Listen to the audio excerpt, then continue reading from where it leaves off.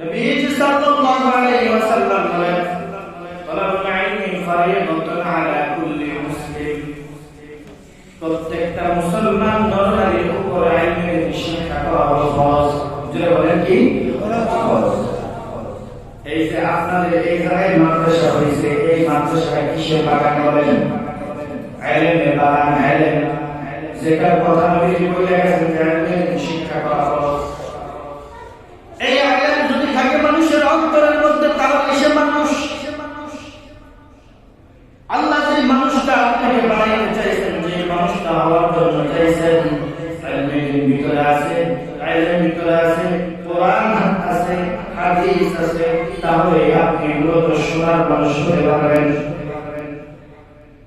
এখন অনেকেই বলবেন যে হুজুর, তাহলে যাদের ভিতরে ইলম নাই, আমল নাই, কোরআন নাই, হাদিস নাই, তো তারা কি মানুষ না? হ্যাঁ, তারা মানুষ। একজন আলেম ও মানুষ। পার্থক্য হলো এতটুকু, ওই আলেম কোনদিন গুনার কাজ করতে পারে না যদি উপরে আল্লাহর ভয়টা তার ভিতরে নাড়া দিয়ে ওঠে। ওই আলেম কোনদিন সুদ খাইতে পারে না। ওই আলেম সুদ খাওয়ার আগে তার জাহানের মধ্যে বাড়ি মারে। ওই আলেম কোনদিন নামাজ ছাড়তে পারে না, কারণ নামাজ ছাড়লে তার অন্তরটা কাইপে ওঠে। হায় হায়, যদি এক ভক্ত নামাজ কাজা হয়ে যায়, 80 ভক্ত জাহান্নাম। জাহান্নাম এত ভয়ঙ্কর যদি আলেম থাকে বাবা। অনেক ওলামায়ে কেরাম জাহান্নামের বর্ণনা করতে গিয়ে কথা বলতে পারেন না। অনেক ওলামায়ে কেরাম হতভম্ব হয়ে শুধু কান্নাকাটি করতে থাকেন, চিৎকার দিতে থাকেন। জাহান্নামের আয়াতগুলো যখন আসতো, আল্লাহর হাবিবের জাহান্নাম লাল হয়ে যাইত। আর চোখ দিয়া টক টক টক করে পানি পড়তো। আর বলতো, দয়ার মালিক আল্লাহ, না জানি আমার উম্মতগুলা কঠিনে জাহান্নামে চলে যায় আল্লাহ। ও দয়ার আল্লাহ, আমার উম্মতগুলা জাহান্নামে দিও না। এই উম্মতগুলা নবীর ওয়াদা সাথে, যে উম্মতগুলা নবীর দেখানো পথে চলবে। নবী বড় দরদ নিয়ে উম্মতের জন্য দোয়া করতেন, কখনো উম্মতকে অভিশাপ দেয় নাই, লানত দেয় নাই। এ মুসলমান ভাইরা, এই যে নবীর এত দরদ, এই যে ভালোবাসা, এটার কারণ হলো জানেন যে আল্লাহ রাব্বুল আলামিন আসমান থেকে যে কোরআন দিয়েছেন, নবীর উপরে যে কিতাবটা দিয়েছেন, এই কিতাবটা কিয়ামত পর্যন্ত তার উম্মতের বুকের মধ্যে ধারণ করবে। এই যে কিতাবটা বুকের মধ্যে যদি নিতে চান, যদি ধারণ করতে চান, এই কোরআনটা দুনিয়ার কোনো মানুষ বানায় নাই। দুনিয়ার কোনো মানুষ এটাকে আবিষ্কার করতে পারবে না। দুনিয়ার কোনো মানুষ চাইলে একটা আয়াত দিয়ে আরেকটা আয়াতের সাথে পরিবর্তন করতে পারবে না। বলে কেন? আল্লাহ বলেছেন, ইন্না নাহনু নাযালনা যিকরা ওয়া ইন্না লাহু লাহাফিজুন। এই কোরআনটা যদি আল্লাহ হেফাজত না করত, অন্য কিতাবের মতো যদি এটারে ছাইরা দিত, এটার মধ্যেও মানুষরা বিকৃতি ঘটায় ফেলত। কিন্তু আমার আল্লাহ নবীকে কোরআন দেওয়ার সময় জানায় দিয়েছেন, ও পয়গম্বর,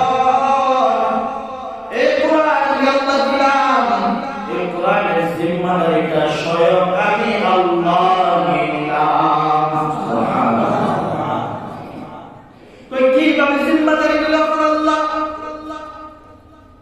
ভারতের মধ্যে, হিন্দুস্তানের মধ্যে যখন গাছের মধ্যে আলেমদের লাশ ঝুলানো ছিল, হাফেজের কোরআনদেরকে যখন প্রায় ফেলানো হইল, সব কোরআন শরীফ প্রায় ফেলল। কিছু হাফেজের কোরআন এমন ছিল, হাফেজ সাহেব রহমাতুল্লাহ আলাইহি ছিলেন দিল্লি, তিনি বলতেছেন, আরে ও নাস্তিক মুরতাদের দল, সব কোরআন যারা করাইলে সব শেষ করে দিলি, কিন্তু আমার বুকের মধ্যে আমার রব যে কোরআন দিয়েছে, এটা তো বুঝতে পারবি না, এটা তো বুঝতেও পারবি না। আমার রব এমন ভাবে কোরআনটা দিয়েছে, আমি কোরআন পড়বো আর লিখবো যেইভাবে আল্লাহ বলছেন ওইভাবেই পাবি। এখন মানুষের বাংলাদেশের মধ্যে হাজার আছে, যদি জিজ্ঞেস করা যায় কোরআন শরীফের মধ্যে কতগুলো আয়াত আছে, একবার বুঝে না, একবার কে বলে যায় এত আয়াত আছে। এই আয়াতটা কোন কোন জায়গায় আছে? বলে 7 জায়গায় আছে, 6 জায়গায় আছে, 5 জায়গায় আছে, বলে না? আপনারা পিএসপি কোরআনের নাম দেখেন না? এটার মধ্যে দেখবেন পিচ্ছি বাচ্চারা যদি জিজ্ঞেস করে কয় জায়গায় আছে, নির্দিদায় বলে ফেলা। এই যে হাফেজ কোরআনের মর্যাদা কত বড়, কিভাবে আল্লাহ হাফেজ কোরআনের সম্মানিত করবেন, তার বাবাকে সম্মানিত করবেন, এই বিষয়টা একটু বলে আসতে শুরু আগে চলে যাব। আল্লাহ আমাদের আপনার বড় মায়া করে বানাইছে, বড় দয়া করে বানাইছে। আল্লাহ আমাদের আপনার এমনি এমনি বানায় নাই। আল্লাহ আমাদের আগে জমিনের মধ্যে জিন্নাতদেরকেও বানাইছিল, বানাইছিল বানায় নাই? তো জোরে আমাদের বানাইছিল বানায় বানাইছে। তো জিন্নাতরা কত উল্টা পাল্টা মারামারি সুদ ঘুষ জিনা ব্যভিচার অন্যায়ের মধ্যে যখন লিপ্ত হয়ে গেছে, আল্লাহ এই জমিনের মধ্যে জিন্নাতদেরকে প্রকাশ্যে থাকতে দেয়নি, তারাই গেছে।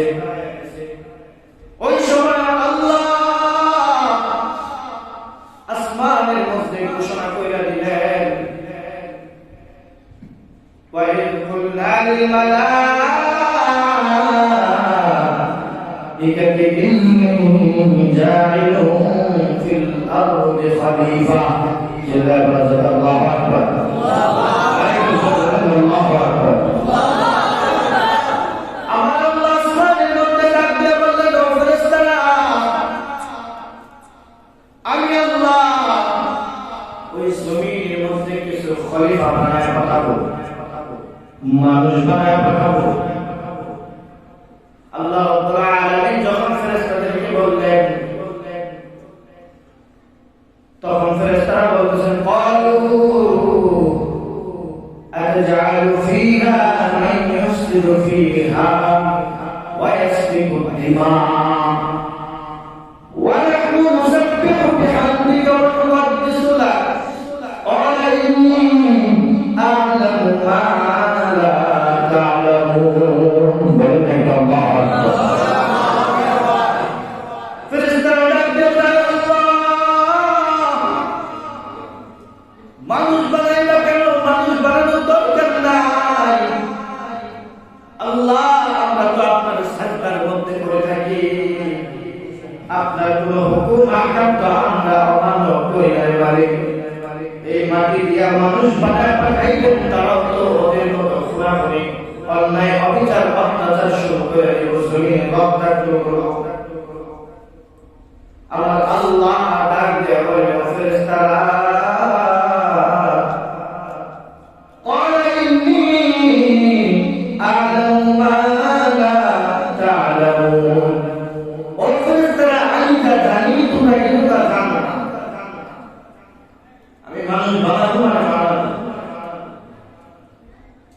ফেরেশতারা আর কোনো কথা বললেন না, কারণ আল্লাহর কথার উপরে কোনো কথা চলে চলে না। আল্লাহ এই মাটির মানুষটাকে বড় সুন্দর করে বানাইলেন। এই মাটির মানুষটাকে আল্লাহ এত সুন্দর করে বানাইলেন, তাফসীরের কিতাবের মধ্যে আসছে যে মানুষের পুরো বডিকে ফেরেশতাদের দ্বারা আবৃত করা হয়েছে, তারা এটা বানাইছেন। কিন্তু আমার আল্লাহ মানুষের চেহারা করে কুদরতি হাতে বানিয়ে দিয়েছেন। সুবহানাল্লাহ। তাহলে মানুষ কি দামি না কম দামি? দামি। আসলে বলেন না দামি। বলে কেমন দামি? আল্লাহ যখন এই মাটির মানুষের বানাইলো, একটা পুতুল না বলতে পারে, না চলতে পারে, মানুষ মারা গেলে যেরকম হয়, এই মৃত্যু থেকে শিক্ষা নেওয়ার যে বিষয়টা হলো, আল্লাহ যখন আদমকে বানাইছে, আদম একরকমই ছিল, না লড়তো, না চলতো, না কোনো ধরনের কথা বলতো, না নিঃশ্বাস নিত। যদি তাকায় রয়েছে তো তাকায় রয়েছে, যদি চোখে ভাবে লাগাই দিয়েছে তো লাগাই রয়েছে। কিন্তু আমার আল্লাহ এই মাটির পুতুলটারে যখন দাঁড় করাইলেন, দাঁড় করে একবারে কিছু ভাষা শিখিয়ে দিলেন। ওই ভাষাগুলাই ফেরেশতাদেরকে জিজ্ঞেস করলেন, একজন উত্তর দিতে পারে নাই। আল্লাহ বলেন, ও ফেরেশতা, এবার এই আগুনকে জিজ্ঞেস করে দেখো, আগুনকে জান্নাত জাহান্নাম সম্পর্কে যত প্রশ্ন আছে আল্লাহ বললেন, ফেরেশতারা দেখলেন যে আগুন কোনো প্রশ্নের মধ্যে একবারের জায়গায় দুইবার বাজে না। এবার আল্লাহ কয়, ও ফেরেশতা, এবার বলো, এবার কি বলতে বলো? ফেরেশতারা ডাক দেয়, আল্লাহ, আপনি আমাদেরকে যতটুকু জ্ঞান দিয়েছেন আমরা ততটুকু জানি, তার থেকে বেশি জানি না। আয় আল্লাহ, আমাদের কোনো বলার কিছু নাই, কোন বলার চাহত নাই, তবে আল্লাহ একটু মায়া করে মাটির মানুষের বাড়িলাম।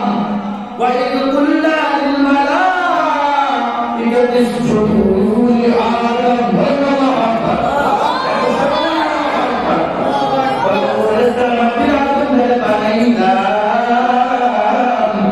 এবার তোমরা সাজদা দিয়ে সম্মানিত করে দাও। ফেরেশতারা আল্লাহর পায়ে সাজদা দেয়। আল্লাহ তাআলা তাই মানে এই যে দাবি মানুষকে যদি দাবি বানাইতে হয়, দাবি বস্তুর সাথে যদি ঘষা না দেয় তাহলে এটা দাবি হবে না, নাকি দাবি হবে বলেন? এই যে আমার কাছে রূপার আংটি, কিসের আংটি? রূপার আংটি। আমি যখন মসজিদের সাথে আমার হাতে যখন মানুষ মুসাফা করে বলে হুজুর রূপার আংটি, আমি বললাম মাত্র পুরুষের জন্য পড়া জায়েজ নেই, তামাম তো জায়েজ নেই, যত যা কিছু আছে এই যে স্বর্ণ এগুলো পুরুষের জন্য জায়েজ নেই, তো রূপা যখন পুরুষের জন্য জায়েজ আছে আমি করলাম, বলে হুজুর দাবি দেই না। আমি চাইলাম যে দামি বস্তুর সাথে যদি লাগে তাহলে দামি হয়ে যায়। একটা মানুষ যখন দামি বা দামি না হয়, একটা বাচ্চা হাফেজ কোরআন না করে মানুষ ওইভাবে মূল্যায়ন করে না। যখন বাচ্চাটা সিনার মধ্যে আমার আল্লাহ কোরআন নামের দৌলত দিয়া দেয়, মানুষ সম্মানের সাথে তাকে বলবো এই হাফেজ সাহেব বেরিয়ে আসো, নাকি বা হাফেজ সাহেব তাকে এই যে কোরআন সিনার মধ্যে নিছে, কোরআন এত দামি একটা বস্তু, এত দামি একটা জিনিস আমার আল্লাহ বানাইছে। কোরআন যদি দেখা ভালো থাকে, থাকে কাজ কি থাকে বলেন, বলেন কাজ। আর যখন এটার মধ্যে কোরআন রাখে তখন এটা হয়ে যায় রেহাল। কোরআনের মধ্যে যদি কোনো ব্যাধি হয়, কোরআন বুকে চুমা খায়, আর রেহালের মধ্যে যদি পা লাগে, আগে তো কাজ ছিল, এই কাজটা কত বানাইছে, কিন্তু দেখেন আমার আল্লাহ দামি বস্তুর সাথে যদি লাগে তাহলে দামি কিভাবে হয়। এই রেহালটা যেদিন কোরআনের চলে আসছে, রেহালের মধ্যে যদি পা লাগে মানুষ রেহালটা চুমা খায়, দামি জিনিসের সাথে লাগে দাম। তো এই যে মানুষকে আল্লাহ দামি বানাইলো, এত দামি দামি তাদেরকে বললো এই যে মাটির আগুন আমি আল্লাহ বানাইলাম, এই আগুনের সাজদা দাও, বলে সাজদা কেন দিলে? সাজদা দিয়ে আগুনের গুরুত্ব বুঝিয়ে দিল। আগুনের ফেরেশতারা সাজদা দিয়া ফেরেশতারা আগুনের দামি বইলা সাক্ষ্য দিয়ে দিছে। সুবহানাল্লাহ। সব ফেরেশতারা সাক্ষী, সব ফেরেশতারা আছে। একজন দেখেন সবাই যখন সাজদা দিল, একজন দেয় না, আশা আসিল অনেক জানলে বলে একজন ফেরেশতা সাজদা দেয় না। কই আল্লাহ, আমি কেন এই মাটির আগুন লাগে সাজদা দিই? আয় আল্লাহ, আমারে বানাইছো নূর দিয়া, আলো দিয়া, আগুন দিয়া, আমি তো শুধু উপরে ফিরে উঠবো, আমি তো নিচে নামার জিনিস না। আল্লাহ কিন্তু জানে যে ও আল্লাহর সাথে এরকম করবে, এই কারণে কিন্তু আল্লাহ বলেন ফাসাজাদু ইল্লা ইবলিস। সবাই যখন আগুনে সাজদা দিল, কিন্তু ইবলিস আগুনে সাজদা দিল না। বলে কেন দিল না? আল্লাহ মিনাল কাফিরিন। আল্লাহ বলেন সে এই কারণে সিজদা দেয় নাই, সে বহুত আগেই কাফের হয়ে গেছে।